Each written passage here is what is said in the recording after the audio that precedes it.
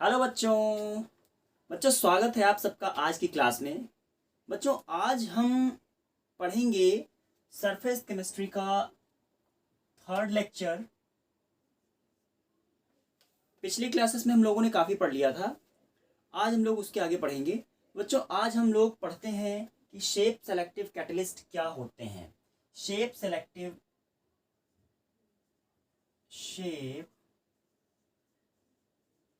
Selective catalysis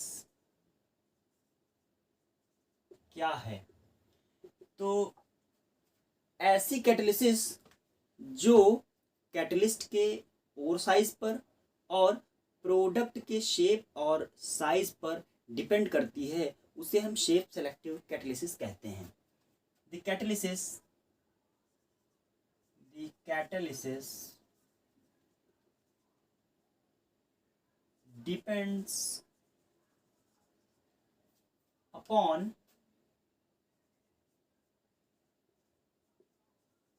pore size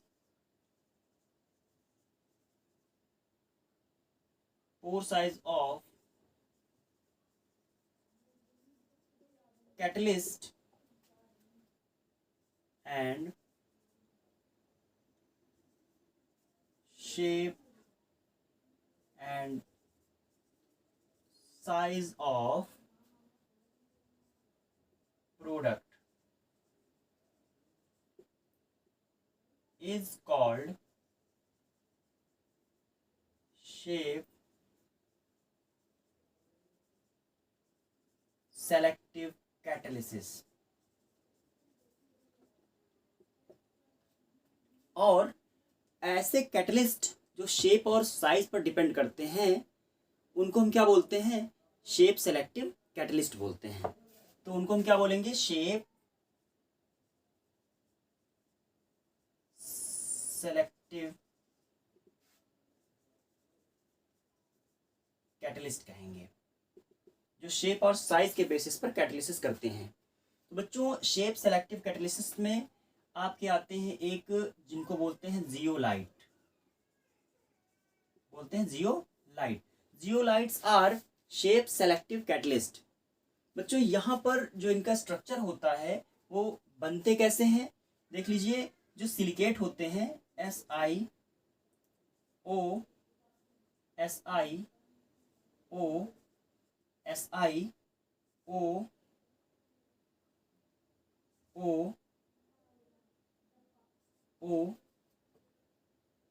फिर SiO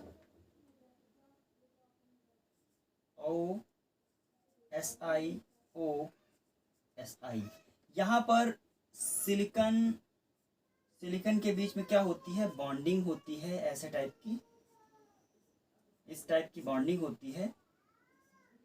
और इसके नीचे भी होंगे एटम्स, लाइक आपका ऑक्सीजन, फिर इसी तरह नीचे होते चले जाएंगे। तो बच्चों इस तरह का एक 3 डायमेंशनल स्ट्रक्चर होता है सिलिकन ऑक्सीजन का।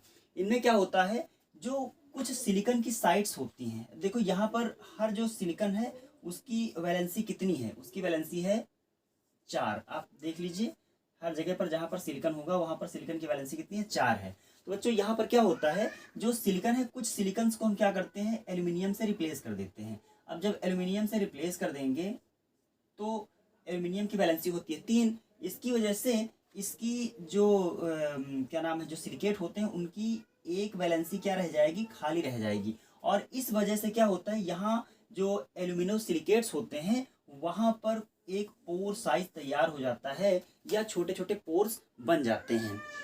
जो जियोलाइट्स होते हैं, जियोलाइट्स को कहा जाता है alumino silicates,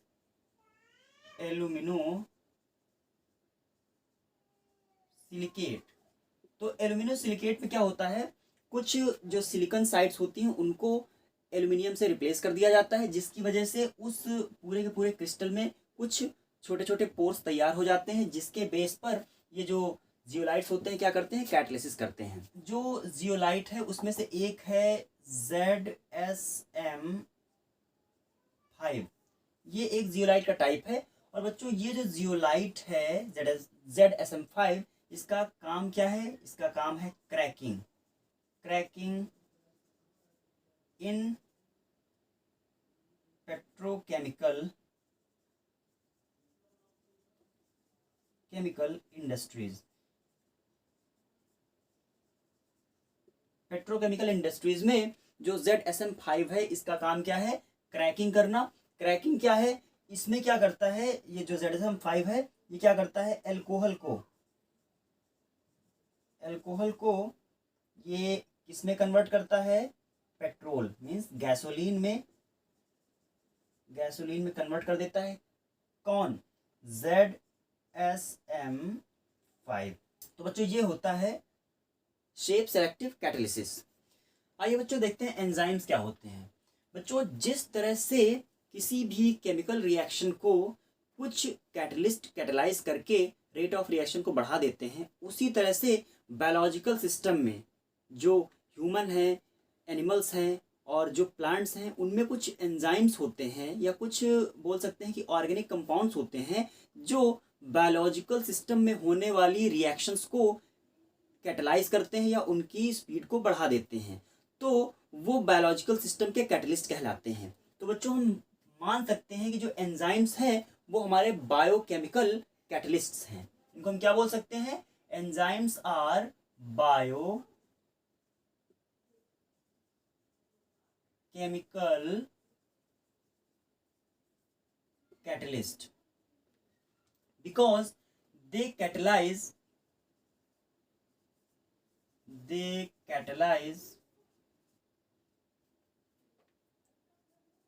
the biochemical reactions, the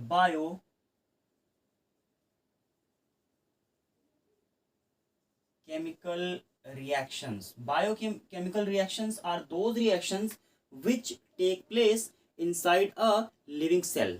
जो लिविंग सेल के अंदर जितनी रिएक्शंस होती हैं उनको हम क्या बोलते हैं?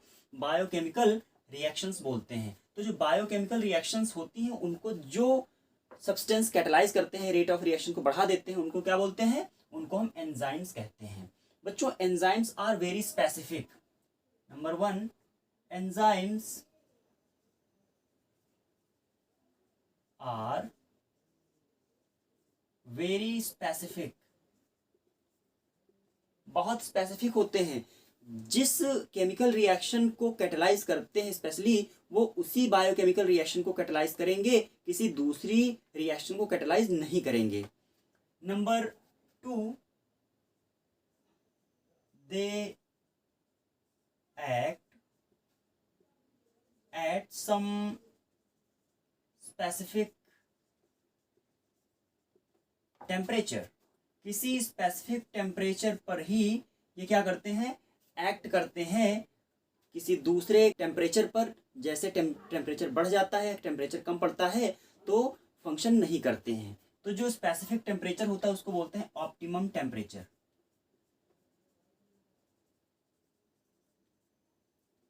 ऑप्टिमम टेम्परेचर तो किसी स्पेसिफिक टेम्परेचर पर फंक्शन करते हैं, उसको बोलते हैं ऑप्टिमम टेम्परेचर। बच्चों थर्ड में, enzymes are very specific to the pH. किसी स्पेसिफिक पीएच पर ही ये फंक्शन करते हैं। They act at some specific pH. Specific pH पर फंक्शन करते हैं और उस स्पेसिफिक पीएच को क्या बोलते हैं? Optimum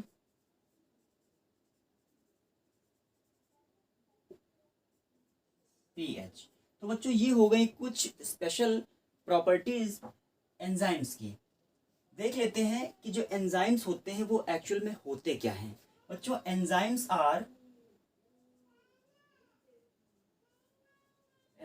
are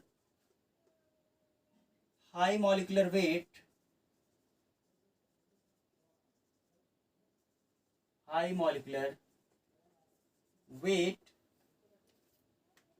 nitrogenous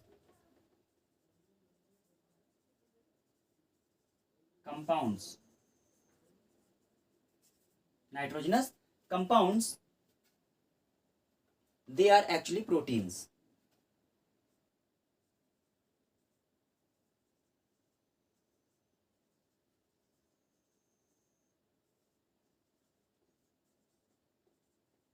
they are actually proteins. बच्चों एंजाइम्स की जो जनरल नेमिंग होती है वो इस बात पर डिपेंड करती है कि वो किस प्रकार का फंक्शन करते हैं और किस तरह के सबस्ट्रेट पर फंक्शन करते हैं। तो बच्चों अगर कोई एंजाइम है, अगर वो इनवर्जन करता है, क्या करता है? इनवर्जन। अगर वो एंजाइम इन्वर्जन करता है तो क्या किया जाता है, ये जो फंक्शन कर रहा है उसमें लास्ट में क्या कर दिया जाता है, ASE जोड़ दिया जाता है। तो हम क्या करेंगे इसमें, लास्ट में हम क्या करेंगे, ASE जोड़ेंगे और इसका नाम हो जाएगा इनवर्टेज। नेक्स्ट है, अगर एंजाइम यूरिया पर फंक्शन करता है, सबस्ट्रेट क्या है, यूरिया है, तो क्या करेंगे, लास्ट में ASE जोड़ देंगे और उसका नाम हो जाएगा यूरिएज, यूरिएज हो जाएगा। इसी तरह से अगर कोई एंजाइम माल्टोज पर फंक्शन करता है, माल्टोज पर फंक्शन करता है तो उसमें ASE लास्ट में जोड़ दिया जाएगा और एंजाइम का नाम हो जाएगा माल्टेज। तो बच्चों ये होता है जनरल नेमिंग ऑफ एंजाइम्स। बच्चों हमारे सामने कुछ एंजाइम कैटलाइज्ड रिएक्शंस हैं जिनके हम एग्जांपल्स लेते हैं। चलिए देख लेते हैं क्या होता है। Conversion of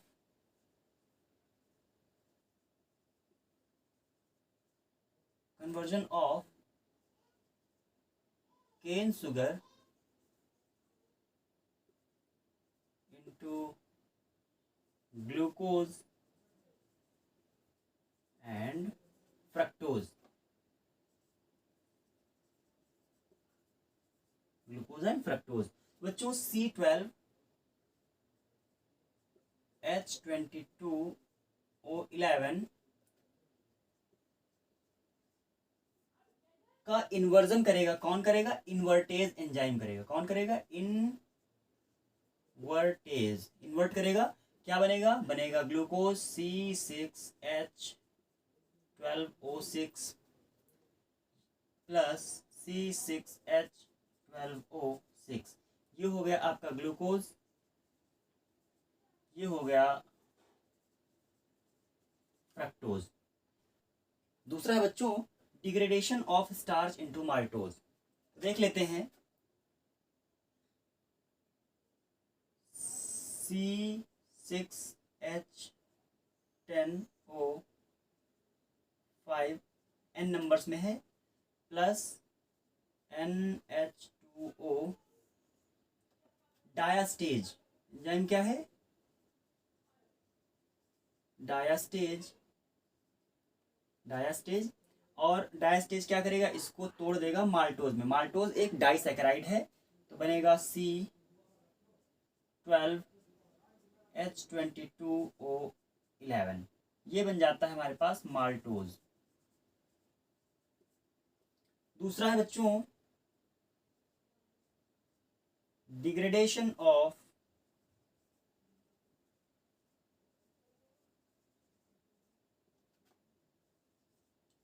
maltose into glucose and fructose। देख लेते हैं C12H22O11 H2O। बच्चों जो माल्टोज है, माल्टोज का डिग्रेडेशन कौन करेगा, माल्टेज करेगा।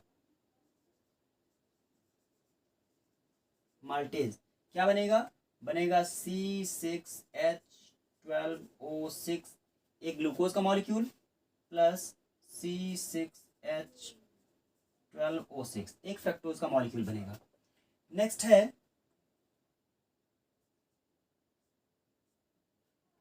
है breakdown of urea.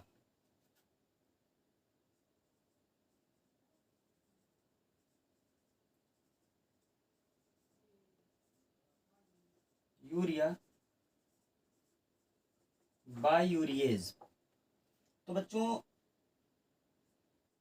NH2 CONH2 को कौन तोड़ेगा? यूरियस तोड़ेगा। यूरियस तोड़ेगा, क्या बनेगा? बनेगा 2NH3 प्लस CO2। ये होगा बच्चों प्रोडक्ट आपका by the action of urease. बच्चों देख लेते हैं मैकेनिज्म ऑफ एंजाइम कैटालिसिस, किस तरह से एंजाइम किसी बायोकेमिकल रिएक्शन को कैटेलाइज करते हैं। तो बच्चों इसके लिए एक साइंटिस्ट थे एमएल फिशर, उन्होंने 1894 में इसके लिए एक थ्योरी दी, उसे कहते हैं लॉक एंड की मॉडल। बच्चों इस थ्योरी के द्वारा उन्होंने ये बताया कि जिस तरह से ताले में कोई एक स्पेसिफिक चाबी होती है, वही उसके खांचे में बैठती है और उसी स्पेसिफिक चाबी से ही वो ताला खुलता है, उसी तरह से जो एंजाइम्स होते हैं, एंजाइम्स के पास भी एक स्पेसिफिक स्ट्रक्चर होता है जो सबस्ट्रेट के कॉम्प्लीमेंट्री होता है, और कोई स्पेसिफिक एंजाइम उस स्पेसिफिक सबस्ट्रेट पर ही जाकर फिट होता है, उस पर्टिकुलर बायोकेमिकल रिएक्शन को कैटेलाइज करता है। बच्चों इन्होंने ये बताया कि जो एंजाइम्स होते हैं, एंजाइम्स के पास कुछ एक्टिव साइट्स होती हैं। एक्टिव साइट्स जो होती हैं उनमें क्या होता है, कुछ पर्टिकुलर टाइप के केमिकल फंक्शनल ग्रुप्स होते हैं, और वो जो केमिकल फंक्शनल ग्रुप्स होते हैं like OH, COOH etcetera, SH, इस टाइप के जो फंक्शनल ग्रुप्स होते हैं वो एंजाइम के एक्टिव साइट्स पर पाए जाते हैं, और जो सबस्ट्रेट होता है उस सबस्ट्रेट के कॉम्प्लीमेंट्री जो उसका जो खांचा होता है उसमें इन फंक्शनल ग्रुप्स के कॉम्प्लीमेंट्री फंक्शनल ग्रुप्स पाए जाते हैं, और उन फंक्शनल ग्रुप्स के बीच में कुछ स्पेसिफिक इंटरेक्शंस होते हैं जिसके द्वारा कोई स्पेसिफिक एंजाइम किसी स्पेसिफिक सबस्ट्रेट से कॉम्प्लेक्स बनाता है।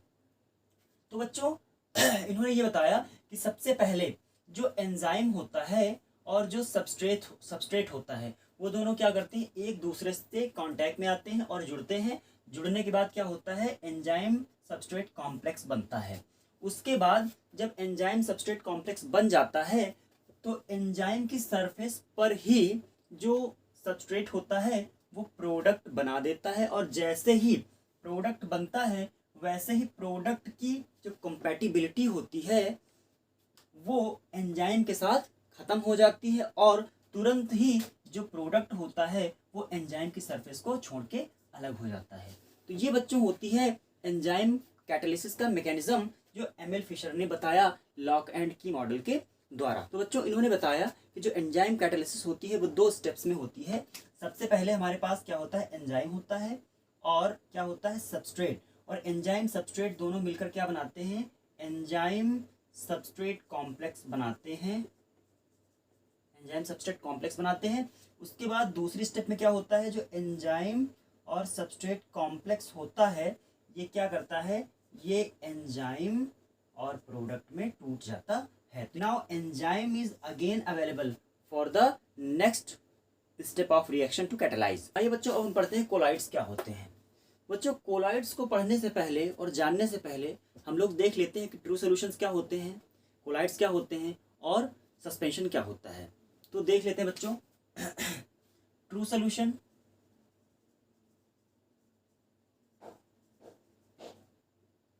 कोलाइड्स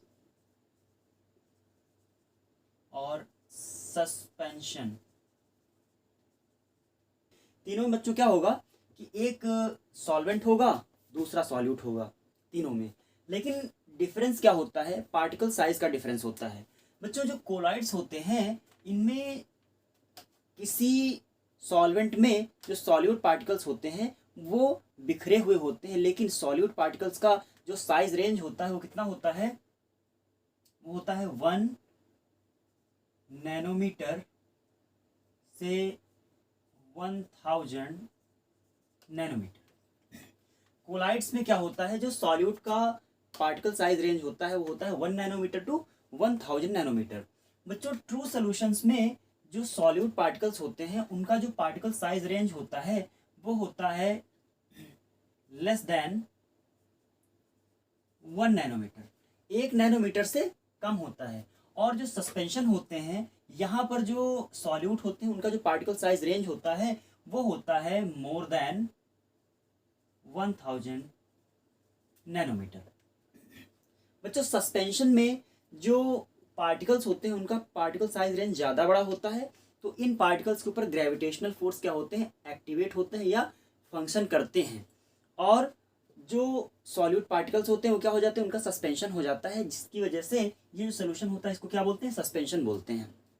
लेकिन जो कोलाइड्स होते हैं, कोलाइड्स का पार्टिकल साइज रेंज इस रेंज का होता है। इनके पार्टिकल जो होते हैं वो ट्रू सोल्यूशन से बड़े होते हैं, लेकिन फिर भी इतने बड़े नहीं होते हैं कि उनके ऊपर ग्रेविटेशनल फोर्स फंक्शन करे, इसलिए इनका सस्पेंशन नहीं होता है, सेडिमेंटेशन नहीं होता है, और ये सोल्यूशन में यूनिफॉर्मली डिस्ट्रीब्यूट होते हैं।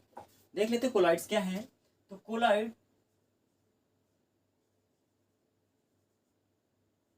Is a heterogeneous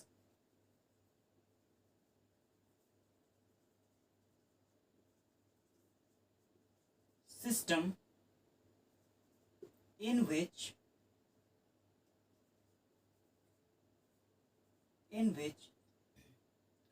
dispersed phase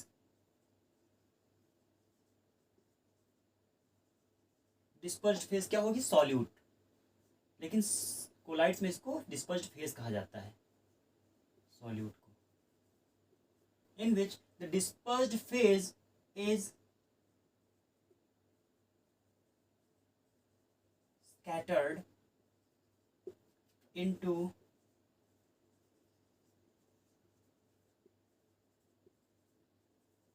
dispersion medium.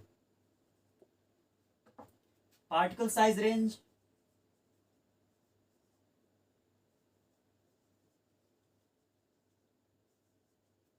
lie between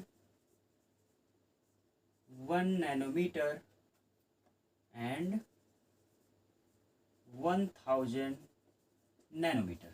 आइए बच्चों देखते हैं कोलाइड्स का क्लासिफिकेशन।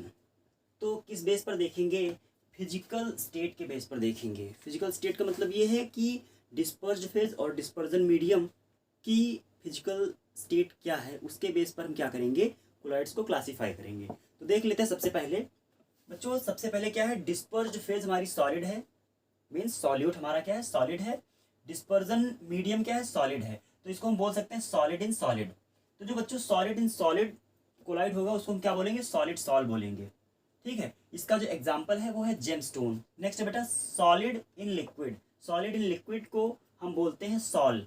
इसमें एग्जांपल्स आता है आपका पेंट्स है और सेल फ्लूइड। सेल फ्लूइड कौन सा होता है, जैसे बायोलॉजिकल सेल्स होती हैं उन सेल के अंदर का जो मटेरियल होता है उसको बोलते हैं सेल फ्लूइड। वो भी किस में आता है, वो सॉल में आता है, सॉलिड इन लिक्विड में। तो नेक्स्ट है solid in gas. Solid in gas को हम क्या बोलते हैं, एरोसॉल बोलते हैं। Examples are smoke and dust. Next है आपका liquid in solid. Liquid in solid को हम बोलते हैं जेल। जेल में आते हैं एग्जांपल आपके चीज़ है, बटर है और जेलीज हैं। नेक्स्ट है liquid in liquid. Liquid in liquid में आपका आता है इमल्शन। इमल्शन में एग्जांपल क्या है, मिल्क है, हेयर क्रीम है। नेक्स्ट है आपका liquid in gas. Liquid in gas को हम क्या बोलते हैं, एरोसॉल बोलते हैं, और इसका एग्जांपल है फॉग है, मिस्ट है और क्लाउड है।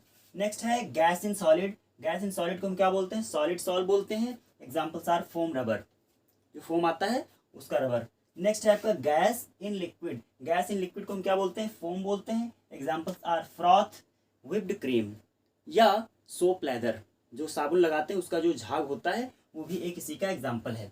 बच्चों इसमें gas in gas, gas in gas कोई भी कोलॉइड नहीं बनता है, कोई भी कोलॉइड नहीं बनता है। रीजन है कि जब गैस को हम गैस में मिलाएंगे तो एक समांगी मिश्रण या होमोजेनस मिक्सचर बनके तैयार होगा, जो कि कोलाइड नहीं कहा जाता है, क्योंकि कोलाइड जो है एक होमोजेनस मिक्सचर नहीं होता है। लेकिन गैस को गैस में मिलाने पर एक होमोजेनस मिक्सचर बनेगा। सो गैस को गैस में मिलाने पर कोलाइड्स नहीं बनते हैं। चलिए बच्चों हम देखते हैं अगला classification, which is based on the type of particles of dispersed phase. Dispersed phase के जो पार्टिकल्स हैं उनके टाइप पर डिपेंड करता है ये क्लासिफिकेशन। तो बच्चों इसके बेस पर जो हमारा कोलाइड होते हैं वो होते हैं मल्टी मॉलिकुलर। बच्चों मल्टी मॉलिकुलर का मतलब क्या है, when substance are dissolved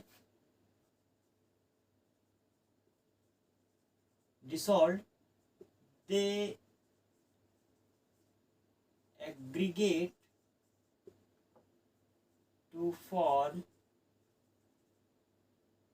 a species which has size between 1 nanometer and 1000 nanometre.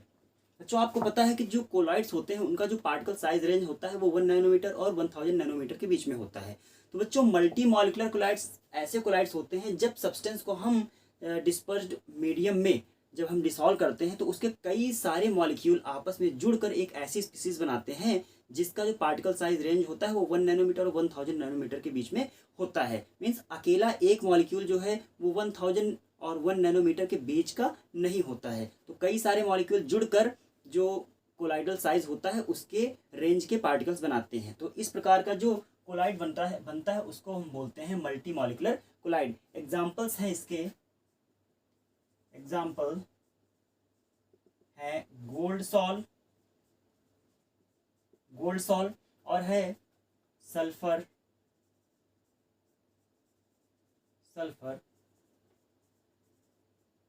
Collide, gold sol और सल्फर कोलाइड। नेक्स्ट है आपका मैक्रो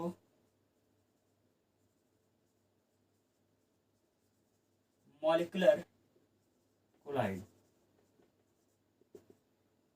बच्चों मैक्रो मॉलिकुलर कोलाइड्स ऐसे कोलाइड होते हैं जिनमें डिस्पर्जन मीडियम में मीन्स सॉल्वेंट में ऐसे सब्सटेंस को डिसॉल्व किया जाता है जिनका एक मॉलिक्यूल ही अकेले 1 नैनोमीटर और 1000 नैनोमीटर के साइज रेंज का होता है, एक अकेला मॉलिक्यूल।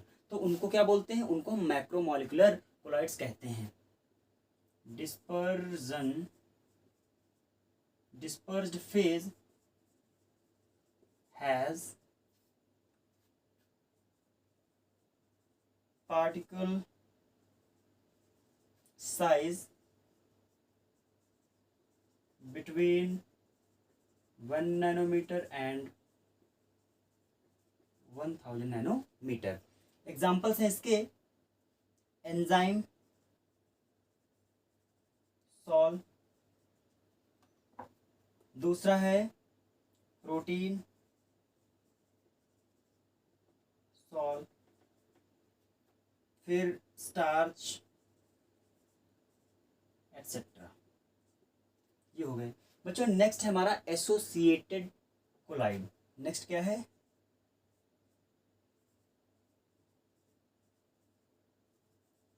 Associated colloid. बच्चों एसोसिएटेड कोलाइड जो होता है ये भी हमारा मल्टी मॉलिकुलर कोलाइड के टाइप का ही होता है, लेकिन होता ये है कि जब लो कॉन्सेंट्रेशन में या कम कॉन्सेंट्रेशन में आप डिस्पर्स्ड फेज को मिक्स करते हैं, मीन्स सॉल्यूट को मिक्स करते हैं, तो वो एक ट्रू सोल्यूशन की तरह बिहेव करता है। क्या करता है? Firstly behave like true solution. लेकिन जैसे ही हम कॉन्सेंट्रेशन को बढ़ाते हैं तो कई सारे मॉलिक्यूल आपस में जुड़ जाते हैं और जुड़कर एक एसोसिएटेड मॉलिक्यूल बनाते हैं जिसका जो पार्टिकल साइज रेंज होता है वो 1 नैनोमीटर और 1000 नैनोमीटर के बीच का होता है। तो बच्चों at high concentration molecules aggregate to make the species having size between 1 nanometer and 1000 nanometre. और इस तरह के जो कोलाइड्स होते हैं इनको हम क्या बोलते हैं? एसोसिएटेड कोलाइड्स कहते हैं। इनको माइसेल भी कहा जाता है, इनको माइसेल भी कहा जाता है। तो बच्चों जिस कॉन्सेंट्रेशन पर माइसेल फॉर्मेशन होता है उसे कहते हैं क्रिटिकल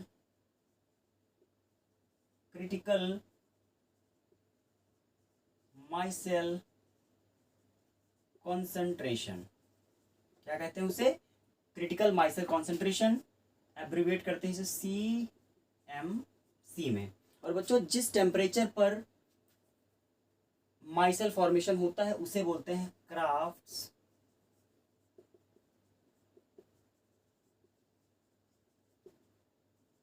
टेम्परेचर, डिनोट करते हैं इसे TK से।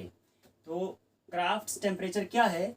The temperature at which micelle formation takes place, temperature at which micelle formation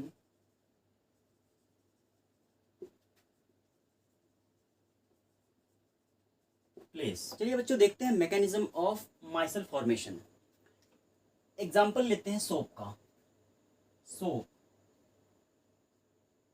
तो बच्चों सबसे पहले देख लेते हैं सोप होते क्या है। सोप्स आर सोडियम और potassium salt of high molecular wait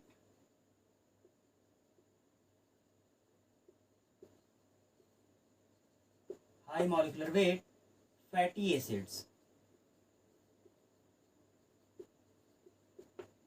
high molecular wait, बच्चों हाई मॉलिक्यूलर वेट के जो फैटी एसिड्स होते हैं उनके सोडियम या पोटेशियम सॉल्ट्स को हम सोप कहते हैं। तो बच्चों एग्जांपल हमारे पास है सोडियम स्टीरेट,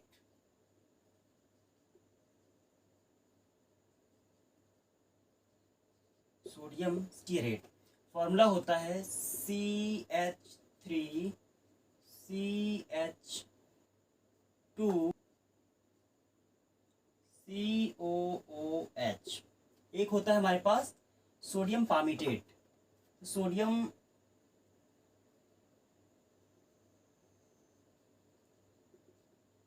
पामीटेट, इसमें बच्चों 15 कार्बन होते हैं। बच्चों हम सोडियम स्टीरेट को शो करते हैं जनरली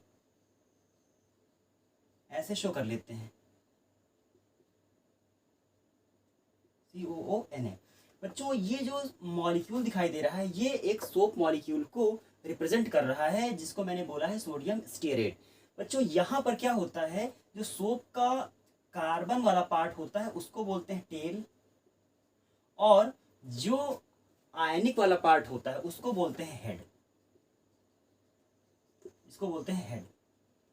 बच्चों जो हेड होता है ये होता है हाइड्रोफिलिक। कैसा होता है? हाइड्रोफिलिक। और जो टेल होता है कैसा होता है? हाइड्रोफोबिक।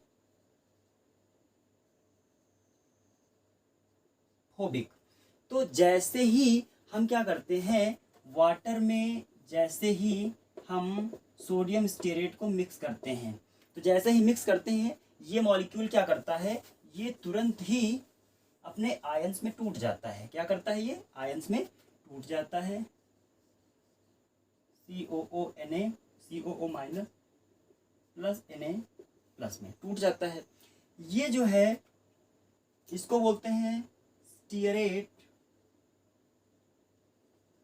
आयन, और ये है आपका सोडियम आयन।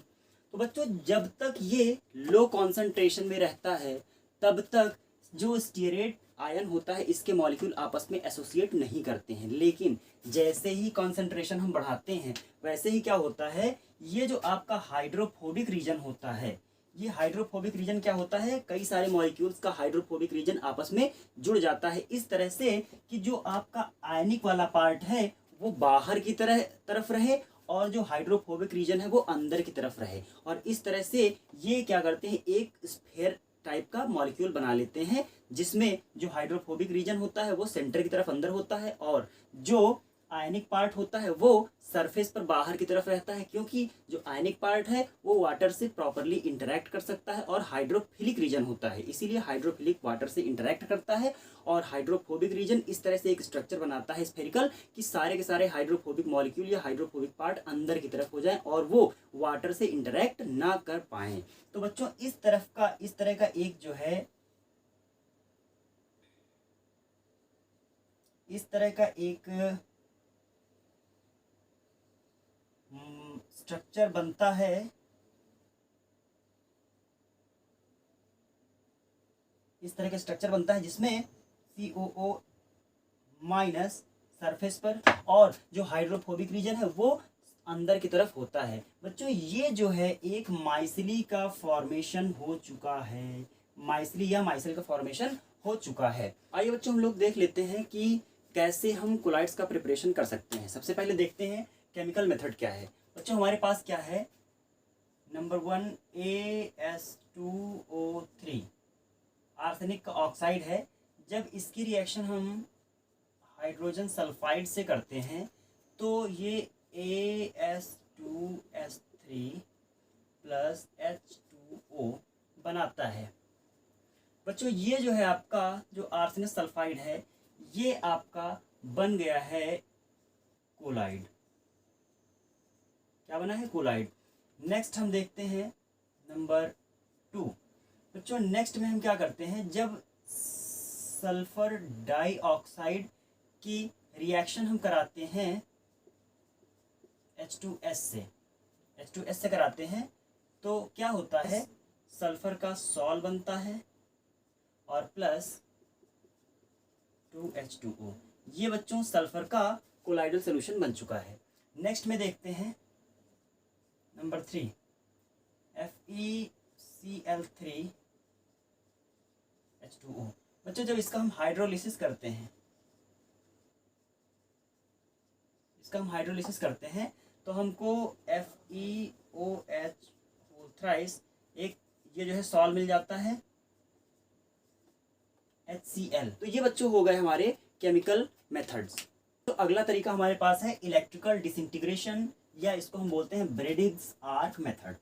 बच्चों ब्रेडिग्स आर्क मेथड में क्या करते हैं, ये जो ब्रेडिग्स आर्क मेथड होता है इसमें हम गोल्ड, सिल्वर या फिर प्लैटिनम का हम सॉल तैयार कर सकते हैं। इसमें क्या करते हैं, एक डिस्पर्जन मीडियम होता है, उस डिस्पर्जन मीडियम में जिस मेटल का हमको सॉल बनाना होता है या कोलाइडल सोल्यूशन बनाना होता है उसके हम 2 इलेक्ट्रोड्स लेते हैं और उनमें क्या करते हैं, यहाँ से चार्ज को सप्लाई करते हैं और फिर क्या करते हैं, इन दोनों इलेक्ट्रोड्स को उसी डिस्पर्जन मीडियम के अंदर हम एक दूसरे में टच करते हैं, स्ट्रक करते हैं, जिससे वहाँ पर क्या होता है, एक आर्क प्रोड्यूस होती है। तो उस आर्क में हाई हीट प्रोड्यूस होती है जिसकी वजह से जो मेटल्स होती हैं इन मेटल का क्या होता है, वेपराइजेशन होता है। लेकिन क्योंकि ये डिस्पर्जन मीडियम मीन सॉल्वेंट के भीतर है तो उस सॉल्वेंट के भीतर क्या होती है, जो मेटल की वेपर होती है ये कंडेंस होकर वापस क्या करती है, कोलाइडल पार्टिकल साइज रेंज में मीन्स 1 नैनोमीटर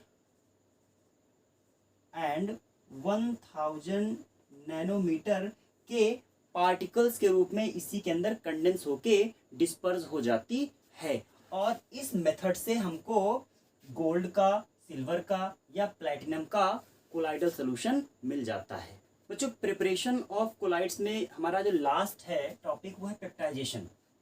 पहले हमने देखा कि केमिकल प्रोसेस से हम कोलाइड्स बनाते हैं, दूसरा हमने देखा कि इलेक्ट्रिकल आर्क मेथड से बनाते हैं, तीसरा क्या है हमारे पास, पेप्टाइजेशन। बच्चों ये जो पेप्टाइजेशन है ये एक्चुअल में ये कोलाइडल फॉर्मेशन का कोई तरीका नहीं है, लेकिन होता क्या है कि इससे जो हमारा कोलाइडल सोल्यूशन ख़राब हो जाता है, मतलब जहाँ पर प्रिसिपिटेशन हो जाता है उसको वापस कोलाइडल सोल्यूशन में हम कन्वर्ट कर सकते हैं। This is only conversion of colloidal solution, preparation नहीं है, ये कन्वर्जन है। देख लेते हैं कैसे। बच्चों जब हमारा फ्रेशली नया बिल्कुल ताज़ा जब हमारा कोलाइडल सोल्यूशन बनता है तो उसमें क्या होता है कि जो डिस्पर्जन मीडियम होता है मीन्स सॉल्वेंट होता है, उस सॉल्वेंट में जो कोलाइडल पार्टिकल्स होते हैं डिस्पर्स्ड फेज मीन्स सॉल्यूट, वो क्या होते हैं, छोटे छोटे पार्टिकल्स के रूप में पूरे सॉल्वेंट में बिखरे हुए होते हैं। लेकिन होता क्या है कि कुछ आयनिक इफेक्ट्स की वजह से ये जो आयंस होते हैं, ये जो कोलाइडल पार्टिकल्स होते हैं, ये आपस में क्या कर जाते हैं, ये कोएगुलेट कर जाते हैं, और कोएगुलेट करके इनका क्या हो जाता है, प्रिसिपिटेशन हो जाता है, और ये नीचे यहाँ पर क्या हो जाता है, इनका प्रिसिपिटेट होकर यहाँ पर नीचे जम जाते हैं। अब क्या होता है कि इसको जो प्रिसिपिटेट है, इसको वापस हम कोलाइडल सोल्यूशन बनाने के लिए क्या करते हैं, इस सोल्यूशन में हम कोई इलेक्ट्रोलाइट या सॉल्ट मिलाते हैं। जैसे ही हम इलेक्ट्रोलाइट या सॉल्ट इसमें हम क्या करते हैं, मिलाते हैं, वैसे ही जो आपका प्रिसिपिटेट होता है कोलाइडल पार्टिकल्स का, ये वापस कोलाइडल पार्टिकल के साइज में टूट जाता है और हमारा कोलाइडल सोल्यूशन वापस हमको मिल जाता है। तो देख लेते हैं बच्चों तरीका क्या है या पेप्टाइजेशन क्या होता है। तो देख लेते हैं पेप्टाइजेशन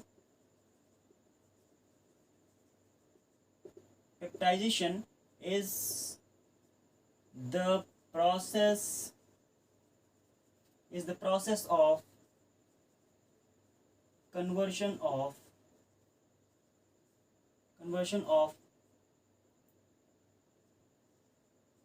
precipitated solution into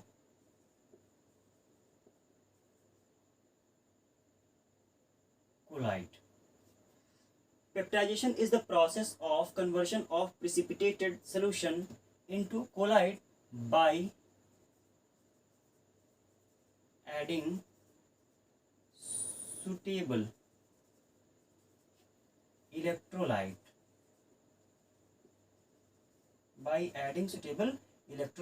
या इनको हम सॉल्ट भी कहते हैं।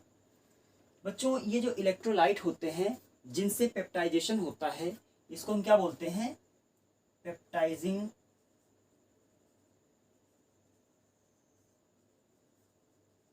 एजेंट। तो those salts which perform the peptidation are called peptizing agent। तो बच्चों आज के लिए इतना ही, हम मिलेंगे अगली क्लास में।